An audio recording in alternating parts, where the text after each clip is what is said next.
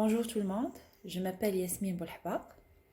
Je travaille pour une compagnie aérienne en tant qu'hôtesse de l'air, dite en anglais Personal Navigant Commercial, un PNC.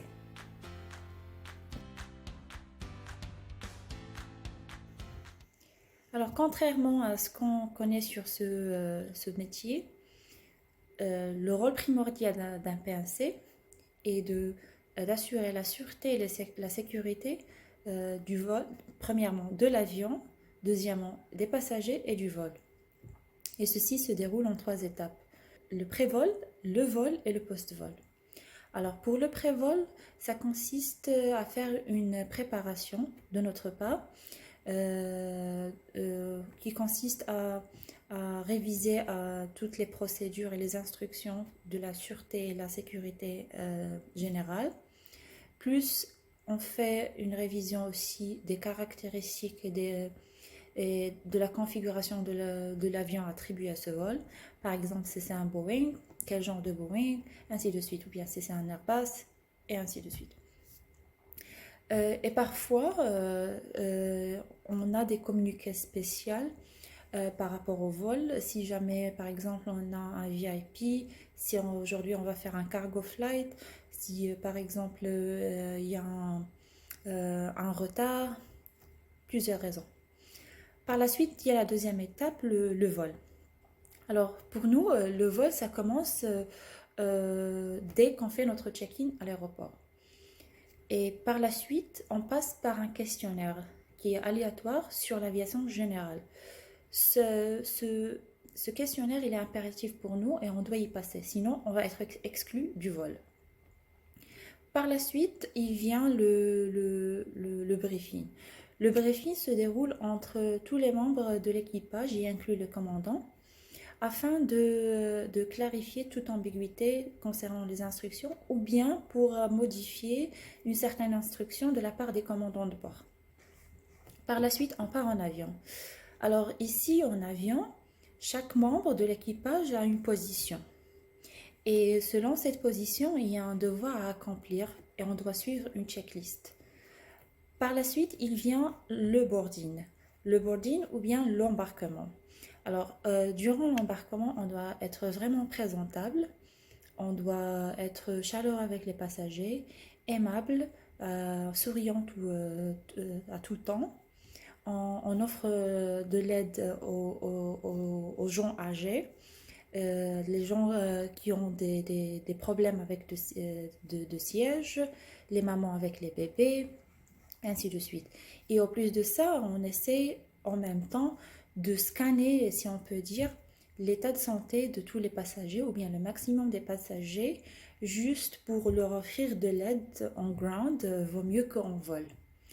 Et enfin vient la troisième étape et la dernière qui est le post-vol. Alors après le débarquement des passagers, on fait un fouillage qu'on appelle une recherche de sécurité. Ceci, c'est afin de vérifier que les passagers n'ont rien oublié derrière eux. Un. Deux, que tout équipement, que ça soit utilisé ou pas par l'équipage, il est mis en place. Et dernièrement, qu'il n'y a pas d'objet soupçonneux quelque part dans l'avion. Et dernièrement, on doit toujours contrôler l'accès à l'avion en garantissant ceci qu'aux gens et qu'au staff nécessaire.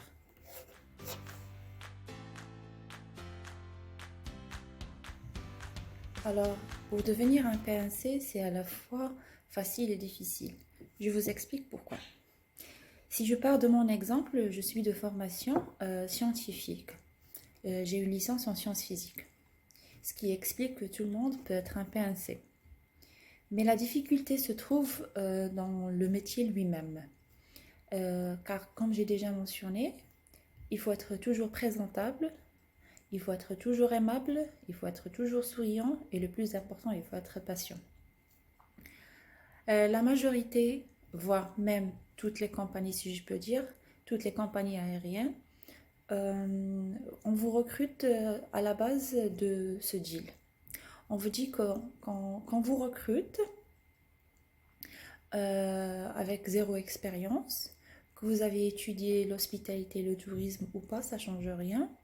Vous deviez avoir un minimum de la langue anglaise. Et en revanche, on demande votre sourire, votre bonne humeur, votre présentation en permanence. Et vous deviez travailler avec un programme qui varie entre équipe de soir, équipe de matinée, tout dépend. Donc, si vous voulez devenir un PNC, ne vous inquiétez pas trop, parce que les compagnies aériennes vous offrent une formation qui est complète pour vous préparer à être un représentant compétent de l'organisme.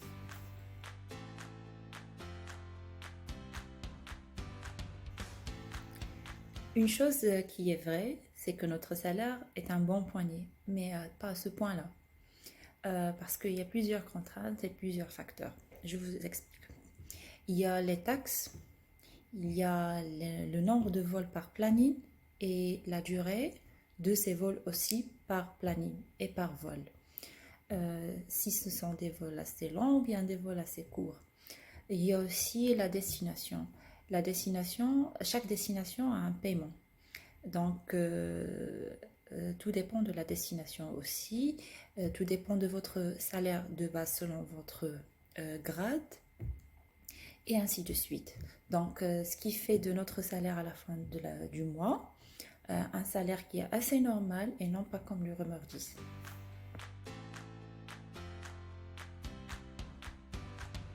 Alors, pour devenir un PNC, vous devez être vraiment passionné par ce job. Car dans la vie en général, si on aime quelque chose, on y tient fortement, que ce soit avec ses avantages et ses désavantages.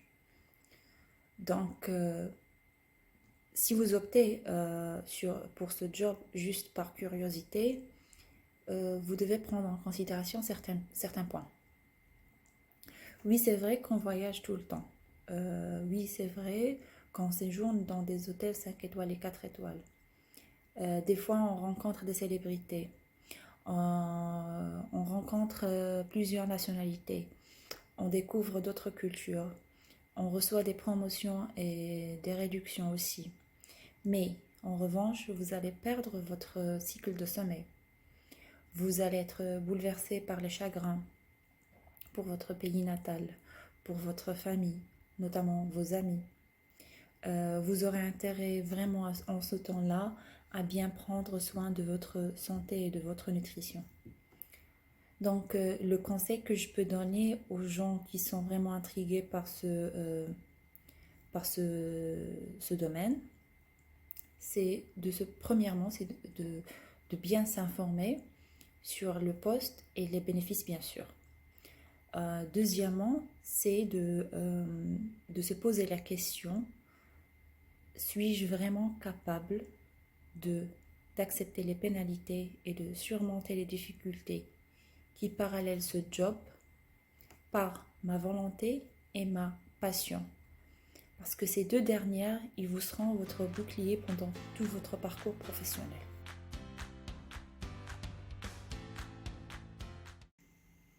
J'espère que cette vidéo vous a été utile et répondre à quelques de vos questions. Et jusque-là, je vous dis see you on board.